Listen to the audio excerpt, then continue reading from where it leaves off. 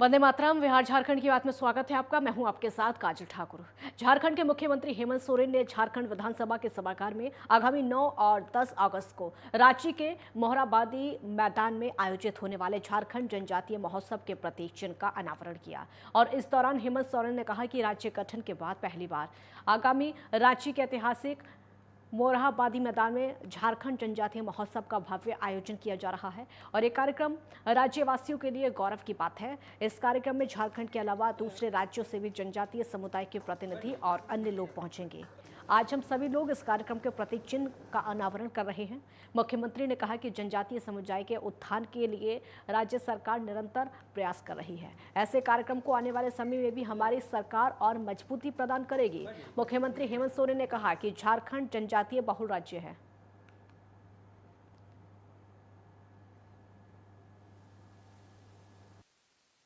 और इसे एक भव्य कार्यक्रम के माध्यम से जनजातीय समाज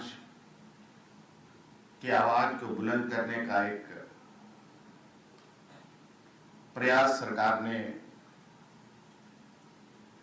किया है, जो आगामी 9 और 10 तारीख को मोरहाबादी मैदान में आयोजित होगा।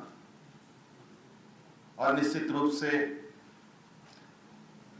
कार्यक्रम आयोजित होने का पहला पड़ाव उसका लोगो होता है, उसका प्रतीक चिन्ह होता है। उसको लेकर आज हम लोगों ने जनजातीय समाज के लिए होने वाले 9 और 10 तारीख के कार्यक्रम का आज प्रतीक चिन्ह का अनावरण किया है। झारखंड में चल रहे 5 दिवसीय मानसून विधानसभा सत्र का एक दिन पहले ही समापन हुआ था और वहीं समापन करने का मुख्य कारण विधानसभा अध्यक्ष रविंद्र नाथ महतो ने कहा कि सदन की गरिमा को बचाए रखने के लिए यह फैसला लिया गया है, इसलिए सदन की कार्यवाही को अनिश्चितकालीन के लिए स्थगित कर दिया गया है। उन्होंने ये भी कहा कि पिछले 4 दिनों से चल रही सदन की कार्यवाही को लेकर आगे व्यवस्था को सुचारू और शांत बनाए रखने के लिए फैसला लिया गया है। साथ ही साथ विधानसभा अध्यक्ष ने विपक्ष के विधायकों के साथ नाराजगी जताई और कहा कि विपक्ष नहीं चाहता है कि सदन सुचारू रूप से चल सके। इसी कड़ी में सत्ता पक्ष के विधायक ने आरोप लगाए हैं और कहा है कि विपक्ष सदन नहीं चलने दे रहा था, बार बार बॉयकॉट किया जा रहा था। विपक्ष को जन सरोकार से कोई मतलब नहीं है। साथी भी हैं और वर्तमान में हमारे विधानसभा के सदस्य भी हैं और इस राज्य के मंत्री भी रहे हुए हैं, तो कुछ लोगों का आदत भी उस तरह का होता है। खैर, मुझे उसमें तकलीफ नहीं, मुझे जिसमें तकलीफ है कि हमसे आरोप लगाते लगाते वो हमारे क्षेत्रवासी पर, जो हमारे पूजनीय है, जिनके आशीर्वाद से हम आज आप लोगों के समक्ष बैठे हुए हैं, उन लोगों पर भी आक्षेप लगाने में ही हिचके नहीं। ये सबसे बड़ा दुखद बात है। इसको कतई बर्दाश्त करने लायक नहीं है। कोलकाता पुलिस की सीआईडी की टीम हाईकोर्ट के अधिवक्ता राजीव कुमार के घर जांच करने पहुंची। कोलकाता की टीम हाउस सर्च करने रांची पहुंची। अधिवक्ता राजीव कुमार को कोलकाता पुलिस ने बीते 31 जुलाई को गिरफ्तार किया था और उस वक्त राजीव कुमार अपने बेटे के साथ कोलकाता में थे। राजीव कुमार के पास से 50 लाख रुपए बरामद हुए थे और इस मामले की जांच के लिए कोलकाता पुलिस गुरुवार को अधिवक्ता राजीव कुमार के अरगोड़ा थाना क्षेत्र के गौरीशंकर नगर स्थित घर पर पहुंची थी।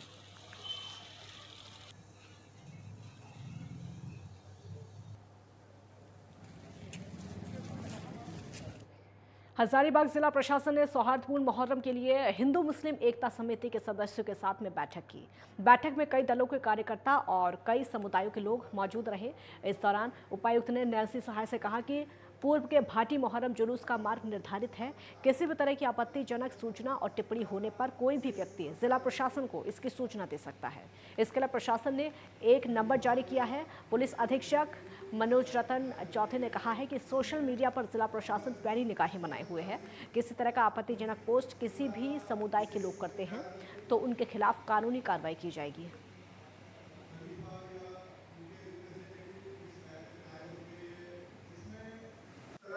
प्री रिकॉर्डेड म्यूजिक या प्री रिकॉर्डेड गाना, जो राम मंदिर में हम लोगों ने किया था, ताशा और बैंड अलाउड है। किसी तरह का डीजे और कोई भी pre recorded cassette, CD pen drive आदि पे बैन है। गुमला उपायुक्त सुशांत गौरव ने प्रशासनिक दलबल के साथ में चैनपुर प्रखंड के पाट क्षेत्र के जनावत पंचायत स्थित लुपुंग पाट और डोपा पाट गांव का भ्रमण किया। इस दौरान वहां के क्षेत्रीय निवासियों से मुलाकात करके उनकी समस्याओं के विषय में जानकारी ली। ग्रामीणों ने गांव में होने वाली कई असुविधाओं के बारे में जानकारी भी दी और ग्रामीणों ने गांव की मूलभूत सुविधाओं जैसे कि विद्यालय, हॉस्टल, बिजली, पानी, सड़क, आवागमन की सुविधा, स्वास्थ्य इत्यादि को दुरुस्त करवाने की मांग की है और उपायुक्त ने सभी समस्याओं को सुना, साथ ही साथ उस पर गंभीरता दिखाते हुए योजना बनाकर काम करने की बात कही। उन्होंने पाट क्षेत्रों के किसानों को कम से कम 2 बार खेती करने की सलाह दी।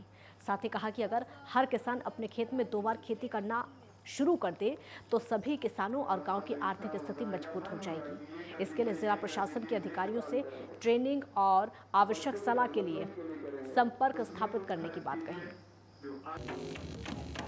स्टेज के अगल बगल जो भी खड़े हैं वे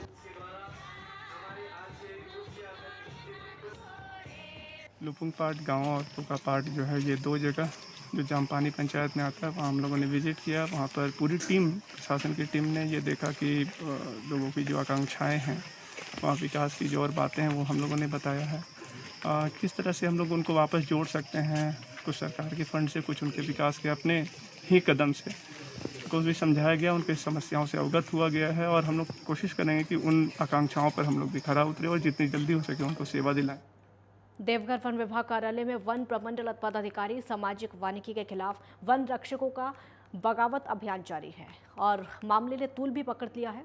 आपको बता दें कि 2 दिन पहले वन रक्षकों के साथ में वन प्रमंडल पदाधिकारी पी भास्करन द्वारा कर्मियों के साथ में बदसलूकी और जेल भिजवाने की धमकी दी गई थी। इसके बाद पुलिस को बीच बचाव करना पड़ा था और उसके बावजूद पी भास्करन के रवैये में कोई बदलाव नहीं आया। रोके गए वेतन को लागू नहीं किया जा रहा है। ऐसे में आज कर्मियों ने कार्यालय में ही धरना शुरू कर दिया और अनिश्चितकालीन हड़ताल पर चले गए। वन विभाग के सभी कर्मी एकजुट हो चुके हैं और कई कर्मियों के साथ में इस तरह का दुर्व्यवहार पहले भी हो चुका है। ऐसे में आज अनिश्चितकालीन धरने पर बैठने के बाद नगर थाने में वन रक्षकों के द्वारा एक आवेदन देकर पी भास्करन की गिरफ्तारी की मांग की गई। इन लोगों का कहना है कि जब तक इनकी गिरफ्तारी नहीं हो जाती है ये धरना समाप्त नहीं करेंगे। कर्मियों का साफ कहना है कि अधिकारी शराब के नशे में रहते हैं और महीने में 1-2 दिन ही कार्यालय आते हैं और कार्यालय में आते ही अपने कर्मियों के साथ बदसलूकी, गाली गलौज करते हैं और जेल भिजवाने की धमकी भी देते हैं। एक कर्मी का वेतन रोक दिया गया है। पिछले 2 तारीख को जो घटनाक्रम हुई थी, मीडिया में सब कुछ प्रकाशित हो चुका है। उसी के आलोक में हम लोगों ने वन प्रमंडल पदाधिकारी सामाजिक वानिकी से वार्तालाप करने की कोशिश की, उनसे सुलह कराने की कोशिश की, लेकिन जब नाकाम रहे तो हम लोग अनिश्चितकालीन धरना पर बैठ गए हैं। अब जब तक इनका स्थानांतरण यहाँ से नहीं होगा तब तक सामाजिक वानिकी प्रमंडल में कोई भी कार्य नहीं होगा। तब तक सभी कार्यों का स्थगित करते हुए और प्रतिदिन यूं ही धरना प्रदर्शन जारी रहेगा। बोकारो में पिछले दिनों हुई राजकुमार नामक युवक की हत्या का सिटी थाना पुलिस ने खुलासा कर दिया है और मामले में 5 में से 1 आरोपी को गिरफ्तार कर दिया है। साथ ही हत्या में इस्तेमाल किए गए लाठी और डंडे बरामद किए हैं। हालांकि बाकी के 4 लोगों की तलाश अभी जारी है। हत्या का मास्टरमाइंड कौशल कुमार है और बताया जा रहा है कि मामूली विवाद में हत्या को अंजाम दिया गया। 5 ने शराब पीने के बहाने मृतक को बुलाया और वहां पर विवाद के बाद उसकी हत्या कर दी।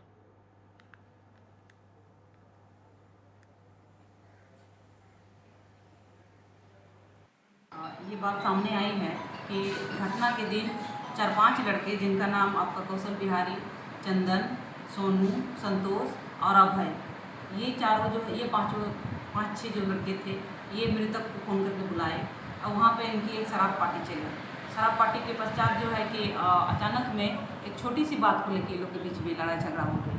हल्का फुल्के जो छोटी सी बात होती है किसी को नौकरी पे लगाने की बात को लेके, उसमें जो मृतक है वो कौशल बिहारी का थोड़ा मजाक उड़ाया, क्योंकि सभी लोग पिए हुए थे। वो मजाक उनको काफ़ी नागवार गुजरी कौशल बिहारी को, जिसके कारण इसको मारने पीटना शुरू कर दिया।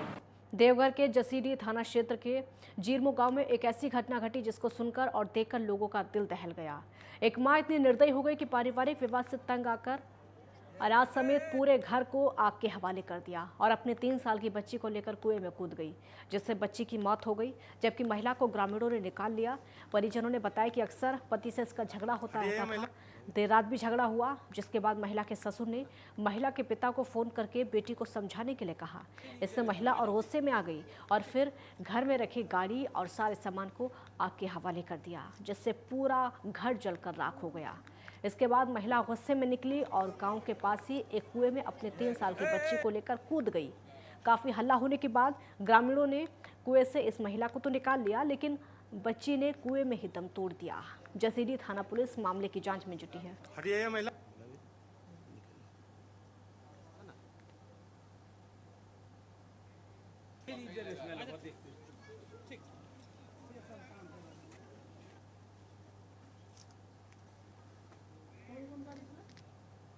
एक ब्रेक के लिए यहाँ पर रुकेंगे, जल्द लौटेंगे।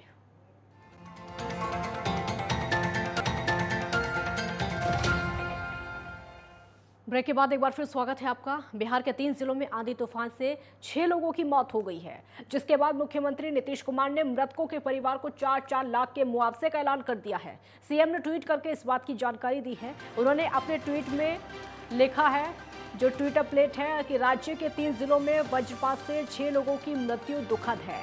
मृतकों के आश्रितों को तत्काल 4-4 लाख रुपए अनुग्रह अनुदान दिया जाएगा। खबर जिस तरीके की सामने आ रही है अब तक, जो मौसम खराब हुआ था, वज्रपात से बचाव हेतु आपदा प्रबंधन विभाग द्वारा जारी सुझावों का अनुपालन करें। खराब मौसम में घरों में रहें, सुरक्षित रहें।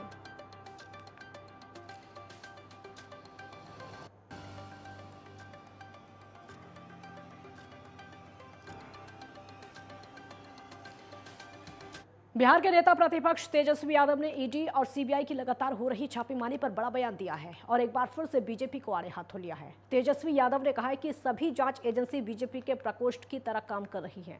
उन्होंने बीजेपी पर निशाना साधते हुए कहा है कि बीजेपी 2 तरीके से देश में काम कर रही है, जो कि बिके उसे खरीदो और जो डरे उसे डराओ। तेजस्वी यादव ने यह भी कहा कि एजेंसियों में काम करने वाले लोगों पर तरस आता है कि सभी अधिकारी सरकार के दबाव में काम कर रहे हैं।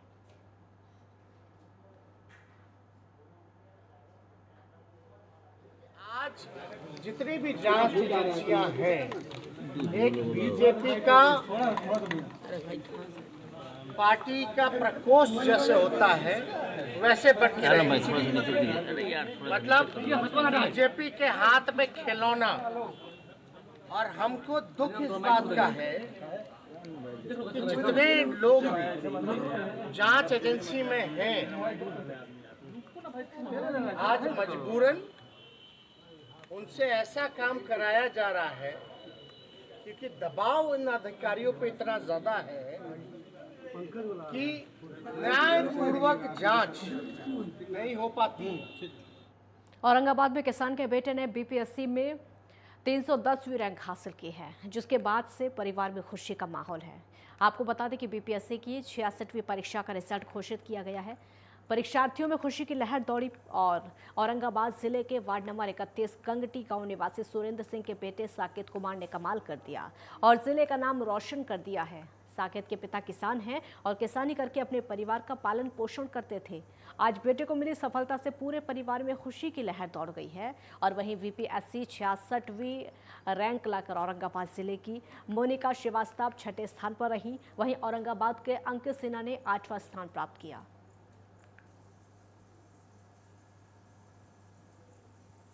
पहले एक प्राइवेट स्कूल था, वहाँ पढ़ाया। उसके बाद टाउन इंटर कॉलेज में पढ़ा। उसके बाद सिन्हा कॉलेज में पढ़ा। सिन्हा कॉलेज में पढ़ते हुए पटना फिर रखे। पटना 2 साल रहा। 2 साल के बाद गिनती से रह करके ऑनलाइन पढ़ाई किया दिल्ली से। उसके बाद तैयारी किया। उसके बाद ये सफलता हासिल किया। मैं सिन्हा कॉलेज से ग्रेजुएट हुआ, ठीक है। उसके बाद मेरा रुख हुआ कि मुझे सिविल सर्विस में जाना है। इसके लिए मुझे सबसे अच्छा अपॉर्चुनिटी लगा कि मैं बीपीएससी को मैं फर्स्ट अटेम्प्ट में क्लियर करने की कोशिश करूं। और मैंने अन अकेडमी ज्वाइन किया, जहां पर दिल्ली मुखर्जी नगर के टीचर्स होते थे अन अकेडमी पे। और उन्हीं की सहायता की मदद से मैं घर पे रहकर ऑनलाइन स्टडी के माध्यम से मैंने बीपीएससी क्रैक किया। बक्सर में ऐतिहासिक किला मैदान में रामलीला मंच पर एक अद्भुत दृश्य देखने को मिला, जहां गोस्वामी तुलसीदास की 525वीं जयंती मनाई गई। सावन मास के शुक्ल पक्ष की सप्तमी तिथि को कवि कुल कमल दिवाकर महान संत तुलसीदास जी की जयंती मनाई जाती है। हालांकि इस वर्ष उनकी 525वीं जयंती पर कार्यक्रम को खास बनाने के लिए आयोजकों ने एक साथ 525 शंख बजाकर अद्भुत दृश्य लोगों के सामने प्रस्तुत किया और इतनी संख्या के साथ 525 शंख बजाने वालों को इकट्ठा किया गया। लोगों का उत्साह देखते ही बन रहा था।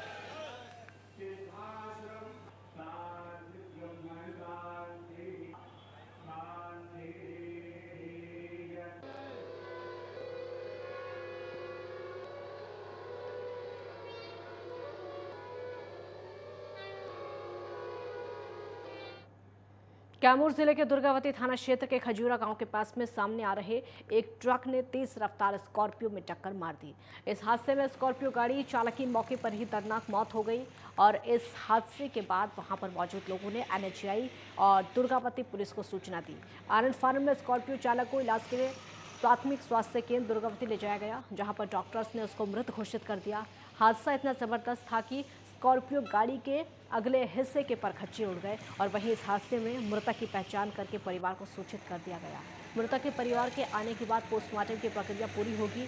हालांकि इसके पहले पुलिस कानूनी कार्रवाई करने में जुटी है।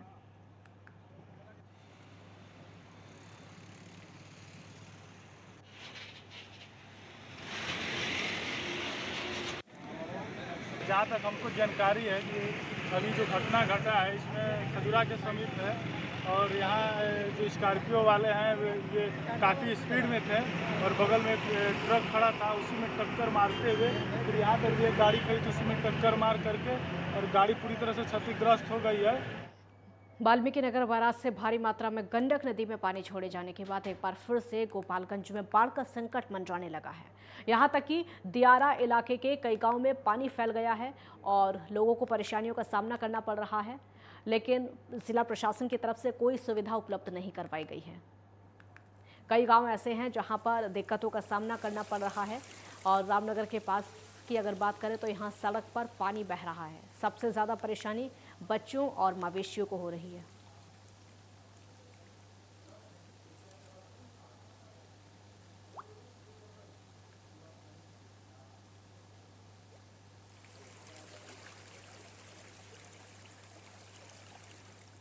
भोजपुर के इमादपुर थाना क्षेत्र के इमादपुर गांव में गुरुवार की सुबह करंट की चपेट में आने से कार्यपालक सहायक की मौत हो गई है और घटना को लेकर लोगों में अफरा तफरी मची हुई है। घटना की सूचना मिलते ही स्थानीय पुलिस घटनास्थल पर पहुंची और मामले की जांच में जुट गई।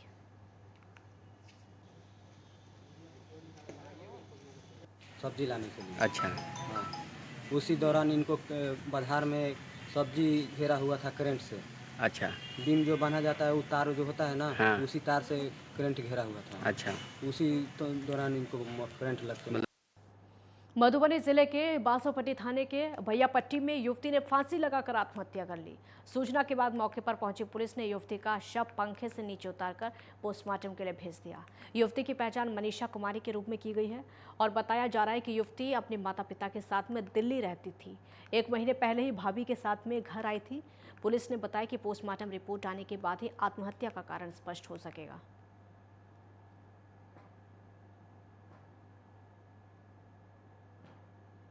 मुजफ्फरपुर के एक इलाके में एक अज्ञात शव मिलने से सनसनी फैल गई।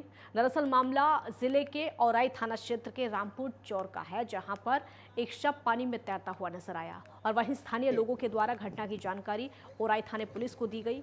पुलिस मौके पर पहुंची और शव को कब्जे में लेकर पोस्टमार्टम के लिए भेज दिया। यहाँ के जनता के द्वारा कुछ मिला ऐसा सूचना कि ये रामपुर चौर में है, रामपुर डी चौर में एक लाश तैरता हुआ पानी में। हम लोग आए हैं, उसको निकाल रहे हैं, उसके बाद आगे की प्रक्रिया कर रहे हैं।